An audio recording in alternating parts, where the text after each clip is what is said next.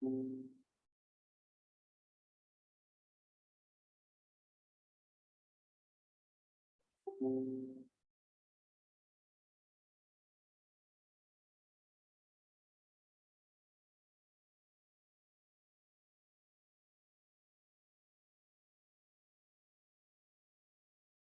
right, we are live. Thank you so much. Welcome to New Detroit's Town Hall. I'm Marshall Favors, Director of Community Engagement for New Detroit.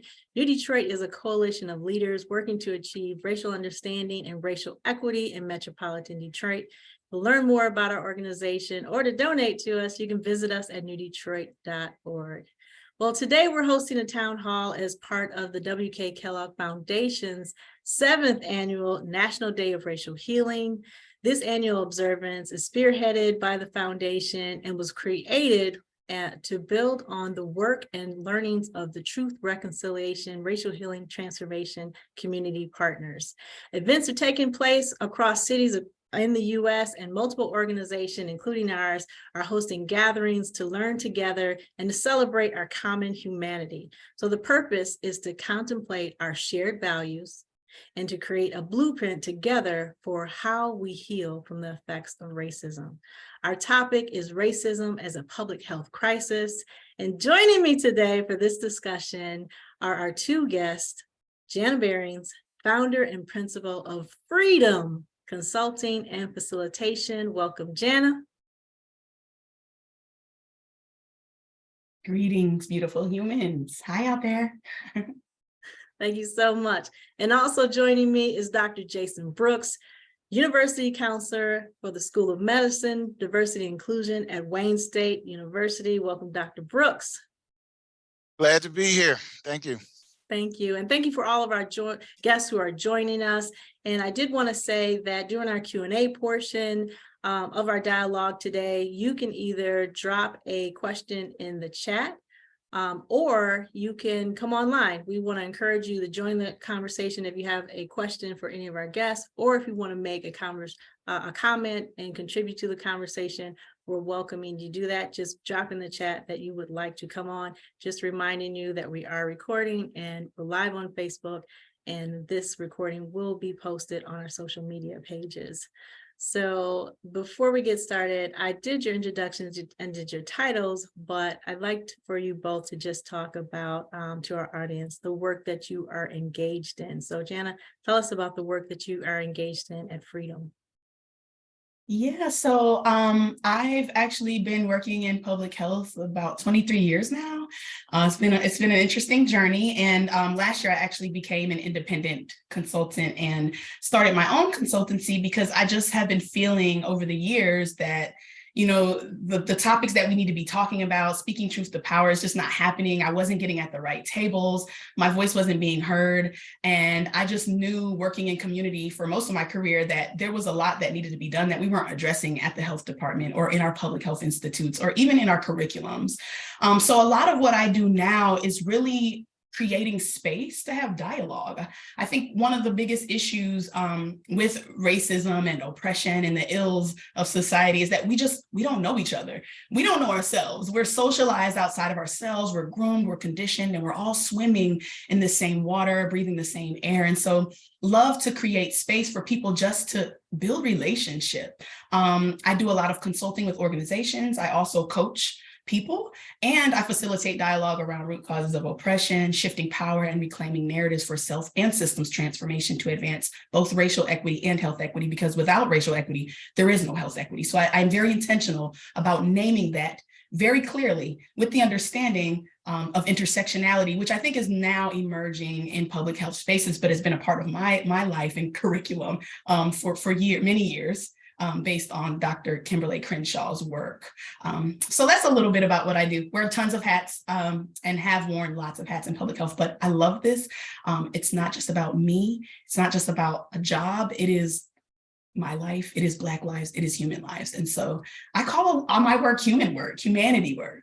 And I find joy in my justice work, because without it, I wouldn't be able to continue. So that's a little about me. Thank you. Thank you for that. Thank you for that introduction. That background is great. and we're going to keep the conversation rolling. Dr. Brooks, tell us a little bit about the work that you are engaged in at Wayne State University. Okay, so I'm a counselor for Office of Diversity and Inclusion in the Wayne State School of Medicine. So I've been here 7 years now. I work a lot with our post-baccalaureate program, which was a program created over 50 years ago to give opportunity to what we now call URM students, that's underrepresented in medicine. So originally it was created to help African American, Native American, and Latino students have a chance to go to medical school. It's evolved now where we include social disadvantaged students. So I work with the students in that program. I counsel them. I teach a course in their post-bac curriculum, but I also provide counseling services to our students in the medical school. Any student that need additional counseling help, support, particularly our URM students, then I provide that. I also help, I'm on the leadership team of an organization called The Network, and it is a volunteer organization of African-American male faculty members, staff members, administrators who help our undergraduate young men, particularly our African-American males, graduate from Wayne State, stay in school, finish school, and graduate. So we have a number of activities that we do. We hosted 177 metro area high school students, African-American males, in November, and that was really great. A guest speaker, and we had breakout sessions where we discussed, overcoming obstacles. What are some challenges they've had, and how to overcome these obstacles, and really try to, just help students any way I can. Our medical school students, when they get to medical school, it's very challenging. So often they may just need some motivation, some support, some help. So I try to provide that, and I work with my colleagues and just providing a good experience for our students to be successful and become the doctors that they dream of being. Thank you. Thank you for that. Thank you for that introduction as well. So I hope you got a feel for our guest today, and I know that we're going to have just a dynamic conversation together.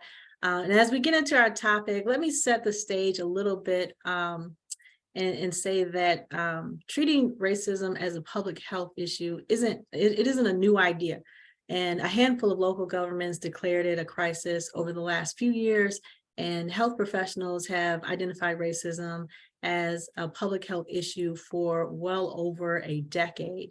So these last declarations and resolutions, though as they come as the country remains in the midst of the national reckoning of race, both the COVID-19 pandemic and the recent killing of Black people at the hands of police have brought on, I would say, like this renewed attention to the ways that systemic and institutions disadvantaged people of color, BIPOC people, especially Black Americans, have been affected by this issue. And it's an issue that we all should be engaged in and talking about as we are on this town hall today. So we're going to dive in a little bit more deeper with our guests here and get into this conversation. And as I mentioned, we're hosting today's town hall as part of the W.K. Kellogg Foundation's National Day of Racial Healing. So to get into our conversation, I'd like to ask a two-part question to our guests. So first of all, why should our communities, businesses, and universities care about racism as a public health crisis? And the second part, how do you believe it can help lead us towards racial healing? And Jana, we'll start with you. Yeah, so the thing is, we are all sitting in these systems that we inherited. We are right now operating within someone else's imagination, someone who had power to shape how society has rolled out. And we don't tend to question that.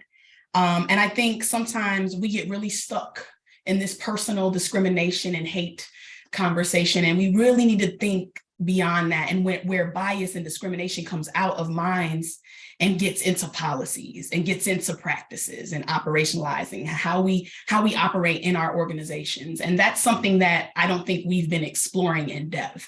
And so, as you just mentioned, some people have been thinking about this for a long time. I got into public health because of Black health disparities, distinctly because of Black health disparities and that impact to my family and the communities that I grew up in. And I've been on this journey ever since. So you're right, it's not new. However, if we look from 1619 to COVID-19, there's a pattern.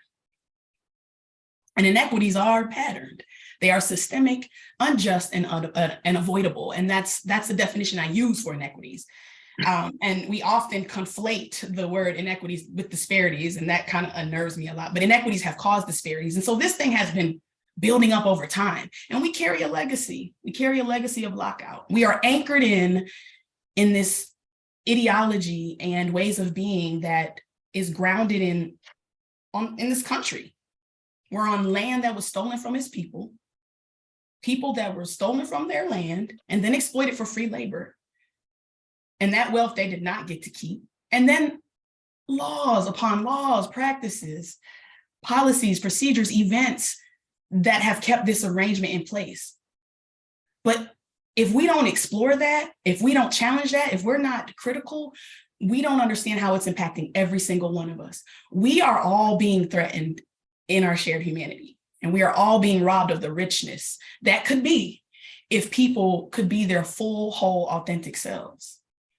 And so the question that I always ask, I always give people an invitation to is to ask why. Why are things like this?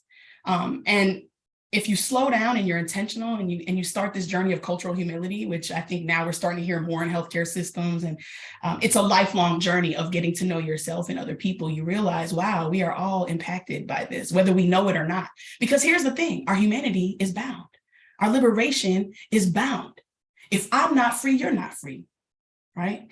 And if you don't know yourself and you don't know me, we can't get free because we can't build bridges to get to the other side.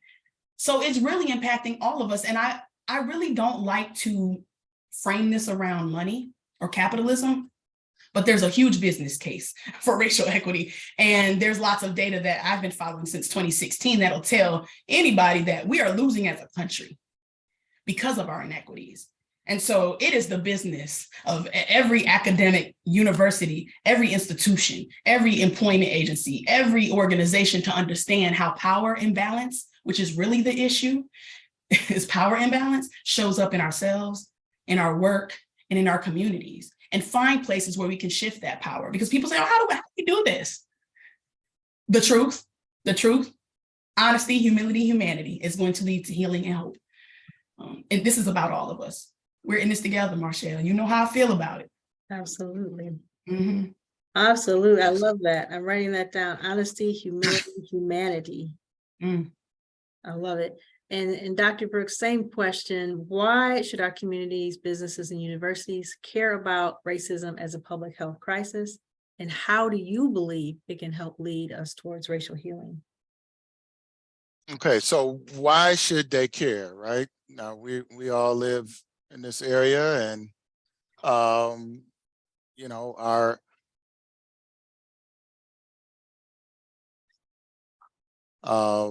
and it's really about what type of community we want to live in. What do we want it to look like? How do we want it to progress?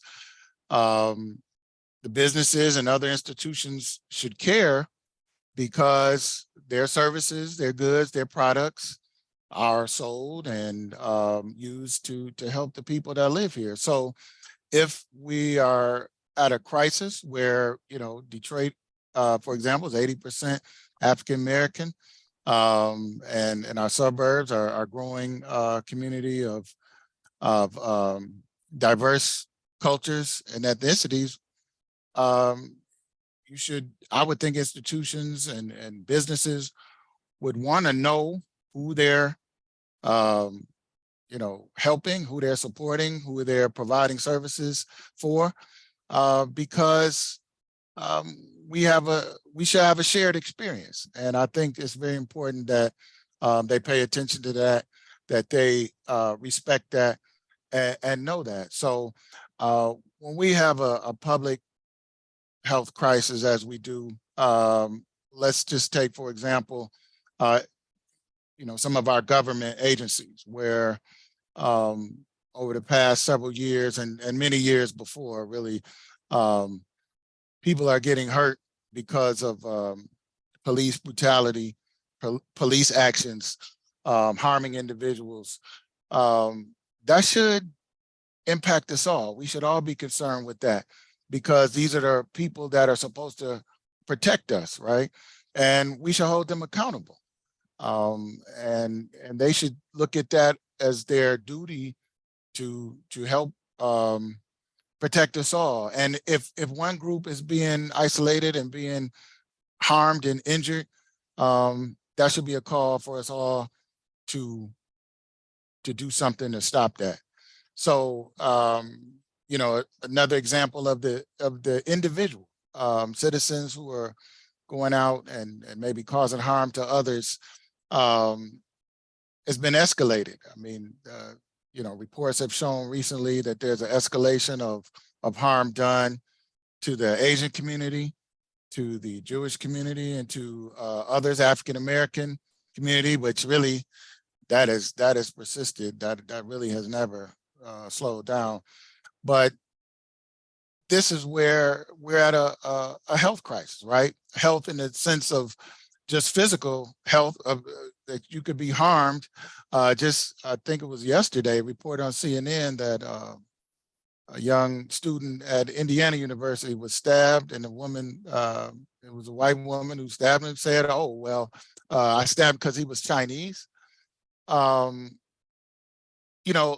any institution strive for providing more for citizens and whatever the businesses they're in, these are the things that should matter. These are the things that should be important, because if they want to do better, then they should assist in changing these things that cause the crisis. And it's good for businesses, it's good for their bottom line, right? Having a broader perspective of customers and clients, people that would use their products, it matters. And the people who will purchase and buy this stuff, they want to know that there's a company that supports them, that has a diverse employment in their organizations, but that want to support the community and help. So this is my, this kind of my analysis of kind of why it should matter to companies. And was the second part of the question was how? Yes, the second part of the question is, how do you believe this will lead to having discussions like this? How do you believe that having discussions like Sure. this can help lead us towards racial healing? Well, I think for racial healing, what comes to mind is honesty. We have to be honest. Now, Marshall, I've shared that, we often have discussions, we might have different events, and we bring people, often like-minded people, together to talk about these things. But it's not often that we have people who have a different perspective or who think differently, to get them in the conversation and get them in the room, because we should be working toward a common humanity, right? And I think honesty is really the key. I've sat on many different discussions here at Wayne State about race, and I always say, well, we need to invite some people that maybe have a different point of view, because we all kind of agree. But I want to hear from somebody who maybe thinks differently as to why. Maybe they have never been challenged. Maybe they have never heard the other side. But honesty in conversation and how you feel really, I think, goes away in in healing, because if you're not really saying how you feel, then people really won't know. And it's hard to really construct anything that's helpful and beneficial to building a better community. Yeah, I see Jana shaking her head because we have had these conversations as well. And when you talk about honesty, right? You can't talk about honesty without looking at some of the root causes of racism, the root causes of oppression, and that comes with knowing your history. And a lot of times folks don't want to be honest about history as it relates to race and racism in this country. So I want to get into that just a little bit since we're talking about honesty. How do you believe history, especially like in the healthcare industry, impacts the issue of racism as a public health crisis? And I want to talk about like some historical details that may be a little less known to folks or our audience, and a little less talked about and discussed by society. And Jen, I want to start with you. Yeah, so Marshall, I love talking about history because I often say exploration is education.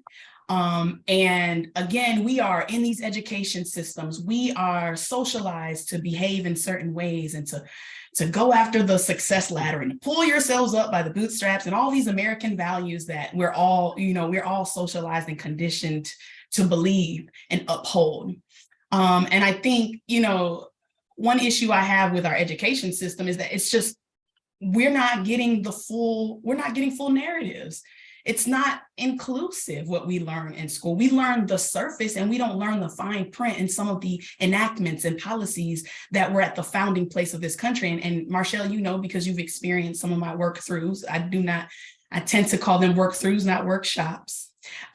Because we gotta work through some things, and it's a continuous journey. It's not going to happen in any sessions that we're doing. So I love to always lift that up, that those sessions are capacity building to do the work, and it requires more of us, right? Who we are, how we show up, and that's how we find our individual and collective power. But again, as I named earlier, if we look at this timestamp, and there's lots of things that have happened in our history, but I often use Dr. Kamara Jones.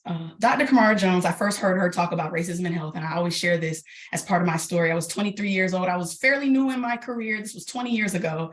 She did a keynote at UNC, one of my favorite conferences, and it was about confronting institutionalized racism. I'm 23 years old. I thought I was going to change the world one fitness class and nutrition class at a time. I went to school for exercise science. I was like, Black folks, we're going to get better. We're going to work out. I'm going to help our communities live better, right? And I realized once I started working in a health department and got into communities that there was something missing. There were stories that elders were telling me. There were community leaders that were doing other types of work that I felt like was more important than these cooking classes and these gardens and these walking trails that I was doing as a health educator. And Dr. Kamara Jones talks about racism as a system, structuring value based on social interpretation. And it assigns advantage unfairly to some folks and communities and unfairly disadvantages others with the same stroke of a brush. So there's two experiences happening at the same time. We may not know those experiences if it has not been ours and we haven't been exposed to that, right? Mm-hmm. And when I heard her say that, I went down it literally has led me to where I'm at right now. And I always lift her up because the Black women in science and research and public health who have been lifting up this for a long time, I'm only here because of them. I want to say that. But that definition allowed me to go look at some of these policies and things that I was just curious. I'm a very curious person. We have to be critical and ask why. And I was looking at some of the things on our history timeline. I do a history timeline activity. And if you look at some of these enactments, it's very clear. Like they're very clear about dehumanization, dismissal, diminishment, right? The Constitution was exclusionary. It didn't include everybody. All men created equal, but who's considered a man and who got to decide that, right? The 3/5 compromise deemed enslaved Africans as 3/5 of a human, dehumanization. And that was to keep the interest of slaveholders at the forefront, right? Chinese Exclusion Act, literally excluding an ethnicity by name, first enactment to do that. Indian removal. Treaty of Guadalupe Hidalgo, massive Mexican land theft. When you start looking at that pattern of advantage going to one side and disadvantage going at the other side, you start looking at the compilation and it becomes power. And if we don't understand that that power has been going to one side, not at the fault of anybody living right now. Again, we're living in the imagination of folks who thought this was the way. And I can't say if they had ill will or not, Marshall. You know, I always say that. But what I do know is the impact is very clear right now today. And we just certainly cannot get there without addressing, you know, we can't, what got us here is not going to get us there, right? So we have to reimagining something new. And what's stopping us from doing that? That is the question. Why can't we move forward out of this imagination into something that holds all of us? Because we are all valued. We are all precious. We all have contributions and gifts. No matter how you show up or how society may label you or categorize you in these boxes, we all have a place here. I love it. I love it. I love it. And as you know, we've had these conversations. I'm so happy that we're on this town hall together, having this experience. And as I mentioned, if you have a question or if you have a comment, some people are utilizing the Q&A feature. Please drop it in the chat or in the Q&A. And if you'd like to come on screen during the Q&A portion to either ask a question or share a comment, please feel free to do so. And Dr. Brooks, before I jump into your comments, we had a question or a comment in the chat that uplifted a little bit about what you were talking about your why. And you mentioned the business case, kind of like for this conversation we're having, racial equity. And the W.K. Kellogg Foundation has a document called the Business Case for Racial Equity. And we've actually had Ani Turner from Alterum that has been a part of our conversations as we talked about like the business case. But right now we're talking about history. And I know that some of your background, also you have a degree in African-American studies as well. And I know for sure that this topic is right up your alley about, again, I want to mention that for me, you can't talk about race and racism without talking about history and knowing history as it relates to this topic. So have you jump on the conversation. Okay. So history, you know, very important in kind of understanding so where we've been and, you know, where we are and maybe where we're going as far as healthcare and you know, racism. So I wanted to share a few things that you may not know that I got from a great book. If you haven't read it, I highly recommend it. It's called Medical Apartheid, The Dark History of Medical Experimentation on Black Americans from Colonial Times to Present. And that was written by Harriet A. Washington, who did a deep dive into the history of how essentially our whole American health system was really built upon experimentation and study of Black bodies. And from colonial times through slavery, how doctors use Black bodies to learn more about the human body, right? And there's a lot in that book. I mean, it's really, well, it'll make you mad for one. You'll be quite upset to learn the extent in which Black bodies were used throughout history. And what struck me is that, you know, you often hear some people describe slavery, oh, it was for economic reasons. It was, you know, Black folks were used for economic reasons. That was a whole point of slavery, and that's why it was done. Trying to sort of maybe shy away from just its racist ideology. But most people probably haven't heard how Black people really, and their use of their body without permission, by the way, really shaped our whole medical history. So I'll give a few examples. So um, in the 1840s and 1850s, there was a physician named Dr. James Marion Sims.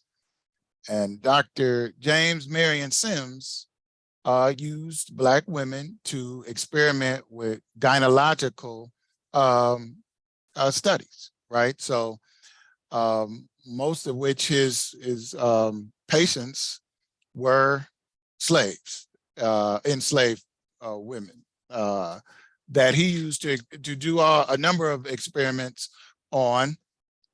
And because of the work he did, he became renowned. He published a paper on vaginal repair. So through his work and the use of Black women's bodies, he became known as the father of gynecology. And he's revered as a father of gynecology. There's even a statue of him in Central Park in New York. But if you read into the book, this is all in the book, Medical Apartheid, how he did it. They leave that part out, right? They don't necessarily tell you that, he used people without their permission, without anesthesia or back then ether. And, the question in the book was like, with savior or sadist? And so I share that to say, it should make us all think about kind of how our medical care has evolved in this country, right? If this is the basis we started, what are some of the other practices and ideology? For example, I'll move up to current. So in 2016, there was a study by the AAMC, which is the American Association of Medical Colleges, that did a study looking at implicit bias for first year and second year medical students. Found that 40% of the medical students in this study still believe that African Americans had a thicker skin than white people. This is 2016. And also they found in that same study that 40% of the first and second year medical students in this study felt that Black people had a different sensitivity to nerve endings. So for pain, the pain treatment, they believe should be different for Black people and for white people. So these ideologies, these things that have sort of permeated through our country and the development of even our medical training, it's really problematic because it hasn't been erased. I'm up to 2016 in this studies, and it's unfortunate. And I'll tell her another study now, and this speaks to how African American people often feel about the health system, the distrust and the skepticism as when we hear things, and this even played a part, I believe, in the COVID of not getting the vaccination. And that's the Tuskegee experiment. A lot of people heard about that. They may not know that it wasn't that they gave African American males syphilis, it's that they were supposed to be treating them for it. So if you had it in a particular county, Macon County, it was 36% rate of syphilis at that time in that area. And the study was to they told essentially a lie to the men in the area, like, oh, you can come in and we're going to treat you for syphilis. But what they did is they just did observation and they didn't treat them at all. And so over the years, this study went on, by the way, from 1932 to 1972, where they were just being observed. They weren't giving any real treatment for it, but being told, hey, come in here. And this is to give more information, to do studies, to learn about how syphilis affects the body, but it was deceitful. And it was over 100 deaths over this period of time where they weren't getting treated at all. So this raises skepticism, this raises concerns, and it still affects us, right? How many people are a little leery of going to the doctor and getting vaccinations or getting treatment because of these type of stories and these type of experiences? So that's just a small bit of history, but you can see, as I mentioned, you know, these ideas where these students today, 2016, are still having these thoughts, and not just the thoughts though, but it's how they engage in treating patients, right? So if you, I mean, and I'm not indicting all of the physicians, of course, white physicians, but let's say you come in, you're African American, you say you have certain pain. With physicians who believe this ideology, you might not be given certain pain medication. You might, oh, well, you know, nothing wrong. You know, I think you'll be fine.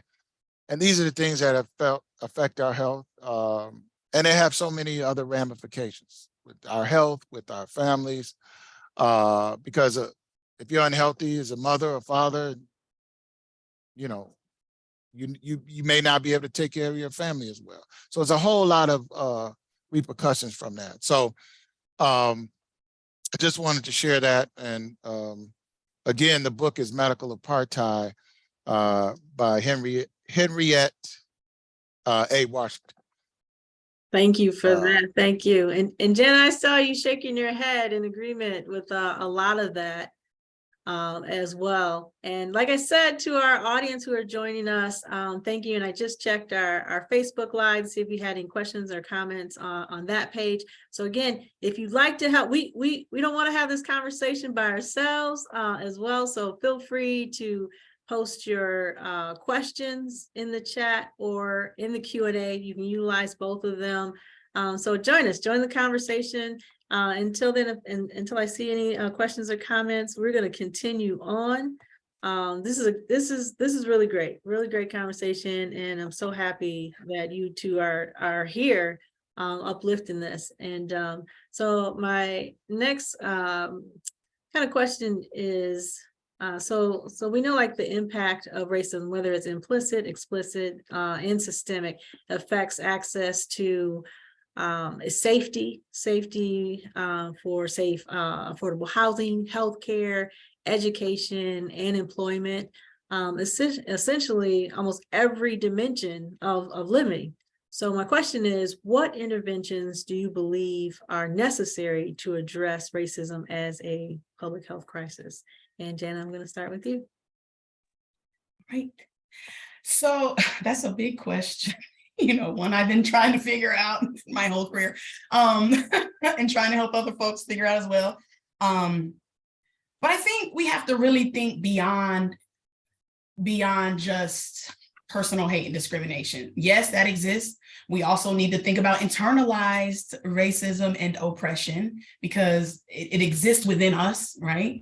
I would even say that anti-Black racism is really the issue. It's a global phenomenon.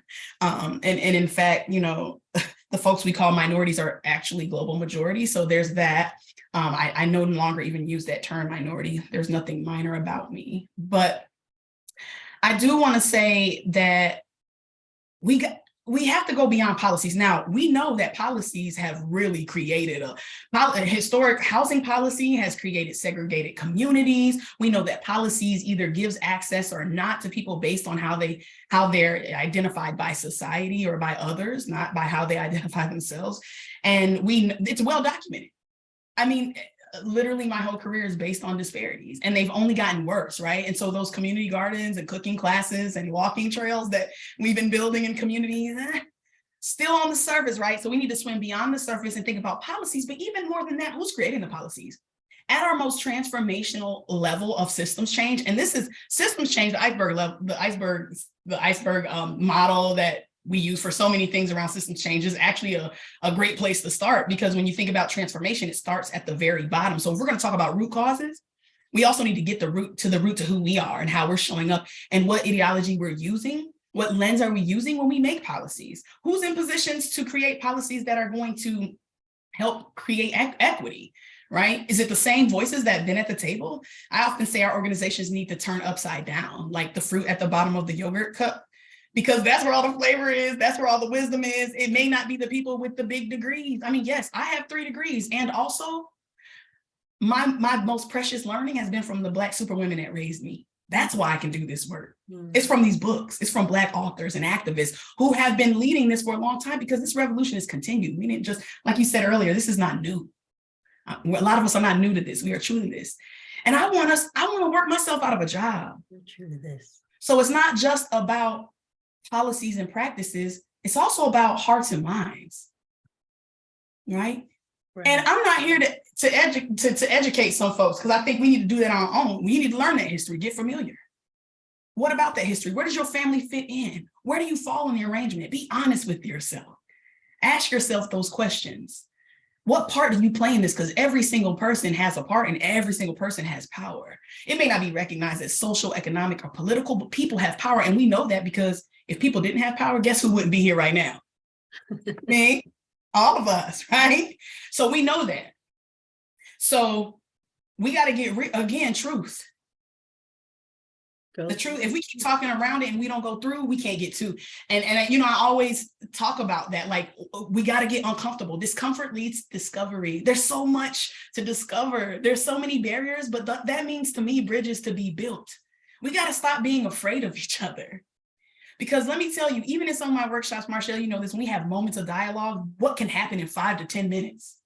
That's right. What you can learn and what you can collect and connect and conspire around, just gathering your people. Why are we afraid to do that? Because I come from a culture of collectivism. I know that individualism is upheld in American values, but I know many cultures of color, we wouldn't be here if it wasn't for us coming together. Black folks wouldn't have made it through the institutional chattel slavery. And still, and love, Black love, to not retaliate, to thrive and contribute as much to society more. If you ever been to the African American Museum in DC, it'll blow your mind. I thought I knew everything. I was mistaken. And also the American Indian Museum. There is no American history without Black history and Native American Indigenous. There's no American history without. Let's be colorful. You know, that let's embrace that. There's more than one way. There's more than one way. There's more than one. And Dr. Brooks, I know, like, we've had several conversations as well. You're definitely a type of person that is not afraid to go through it and avoid going around it. So join the conversation, add your comments, and do you need to repeat the conversation, or you just want to jump right in? Repeat the I can jump right in. All right. So yeah, you asked about what are some interventions and what can be done. So as we talk about healthcare, and then, you know, from my work and what I do, here's what I'd like to add. So we need more conscious advocate, informed, educated, and supported young people to get in the healthcare profession, right? Right now, there's a crisis. They call it a crisis with the AAMC as far as African-American doctors, male and female, but particularly African-American males. Now, why is that important? So we did a longitudinal study of our post-baccalaureate program here at Wayne State, and we found that the 86% of our post-baccalaureate graduates who go on and graduate from medical school serve in the underserved areas, right? So our data alone shows that it's more likely, at least for our graduates, and I'm guessing if you probably did a study of all African-American doctors, majority serve in underserved areas, particularly people of color, and more specifically, African-American people. So, and the reason I start off saying more conscious and advocated, informed and trained is because, what's the saying, all skin folk ain't kinfolk. And I mean, just because you're in these positions in healthcare don't always mean you looking out for your own folk. So I say, if you are a parent, some young people, you can start as early as elementary. You can start as early as first grade. We have a K through 12 outreach, but as early as you like through college, talk to them about maybe getting in the healthcare profession. They could be nurses, other positions, but doctors there's a great need. Now, is it challenging? Is it easy to do? No. But what has been easy for us? Nothing. You go to law school, you be engineer, you're gonna have to study anyway. You're gonna have to put in the work. Anything you want to do, you have to put in the work to be successful. But we need you in this profession. So, more Black doctors means more conscious, advocate, trained, and educated. Let me put that in there, because I know we try to share that with our young people and our children, or we should, so that when they get into these schools of medicine, other places, they have that in mind. That's one thing I try to teach in my class. I teach a class in our post-baccalaureate program, Psychosocial Perspectives of Healthcare, but I try to infuse that in there that, hey, it's great that you're pursuing medicine, but, you should be in the mindset of supporting and doing and advocating for your people. But that's an intervention that we really need, right? It's really lacking. And we could talk about social determinants of health as well. Transportation, that's one of the social determinants where people can't get to their appointments. In a city like Detroit, we don't have public transport. We don't have other options of public transportation, really, other than the bus system. And it's hard for people to get around off, right? To get to their appointments. So that's one social determinant. Good, healthy places to eat, and food to eat at a reasonable price is another thing. Like as prices go up, people have to eat less healthy foods. Those are also social determinants. So these are interventions we could work towards and advocate for through our politicians and so forth. And I think Governor Whitmer she designated Michigan as a I'll have to get that information, but as a state that recognizes those social determinants of health and how we can better address that and impact that in our state. So so that's some of the interventions that we could work on and work towards. It's interesting that you bring up the government and what we can do like at a state level, because even New Detroit, we have specific like programs and services that meet the state requirement, especially like for implicit bias training.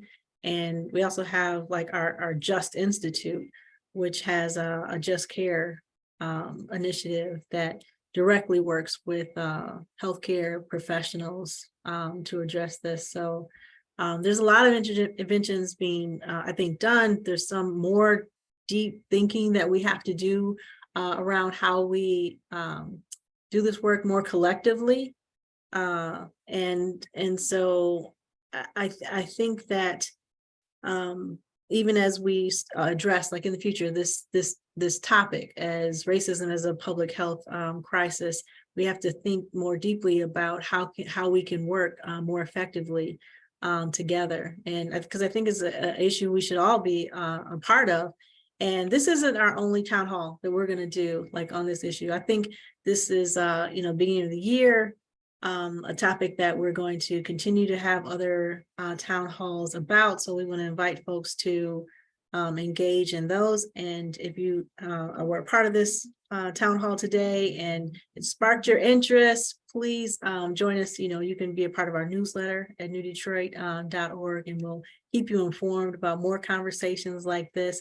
And I'm looking at the time, and we're winding down now. I still don't see any questions like in the chat there. So we're gonna have you two take it away and give us your final thoughts. And you've said some of this, so just a final thought about what communities, corporations, or in your case, Dr. Brooks, universities can do to lend their efforts to address racism as a public health crisis, or to promote racial healing. So Jana, final thoughts.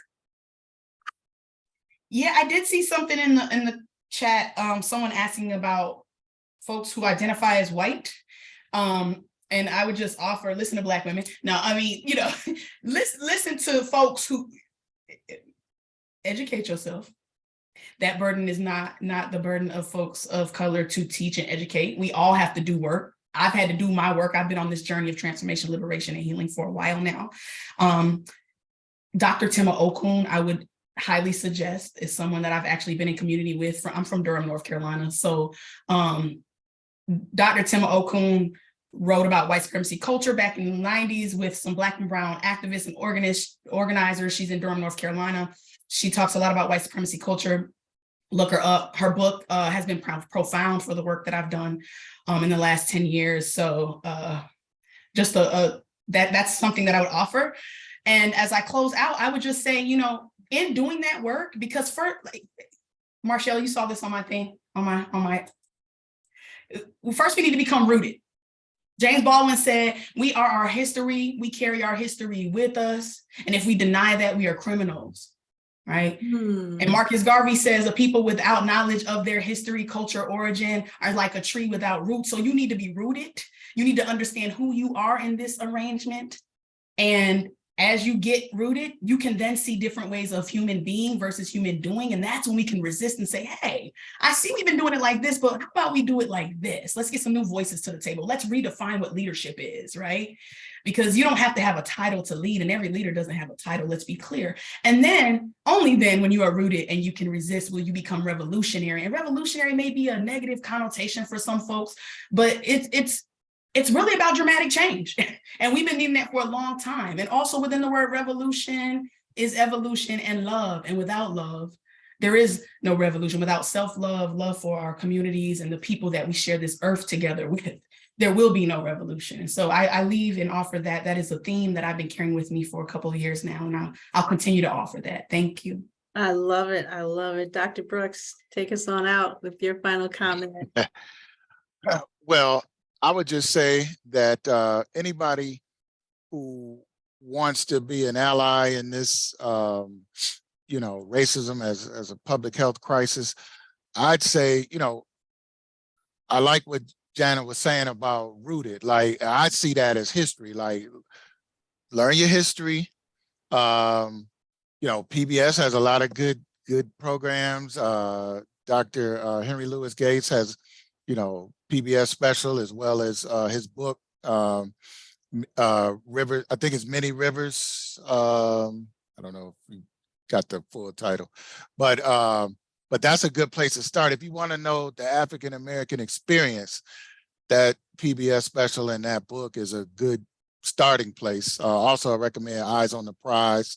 They have various ones through the civil rights movement and so forth, because I think that's where anyone who wants to understand what they could do, how they could be an ally and help, I think that's a good place to start. It's kind of understanding what our perspective, because then you could say, okay, all right, they have reason to have some concern about these things. And I think that's a good starting point. So, and don't be afraid to reach out.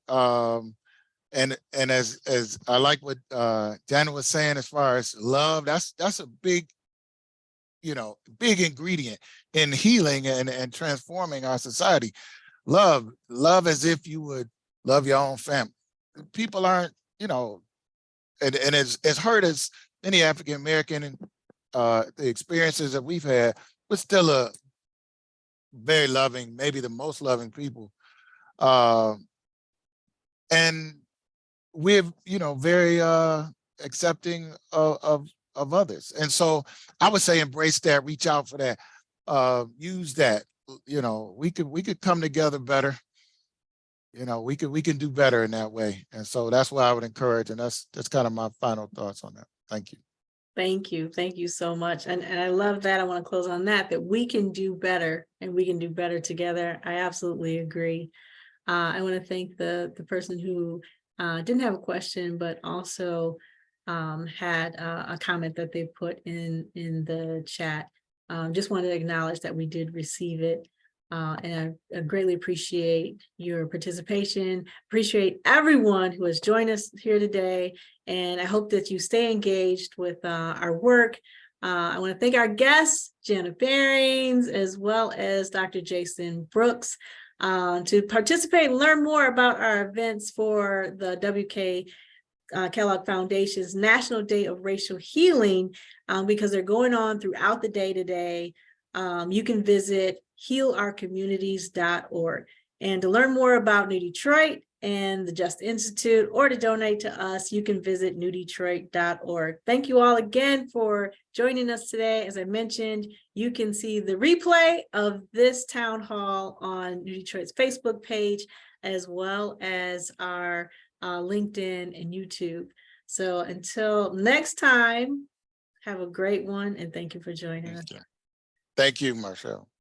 And nice speaking with you. Thank you. Nice speaking with you as well. I appreciate you.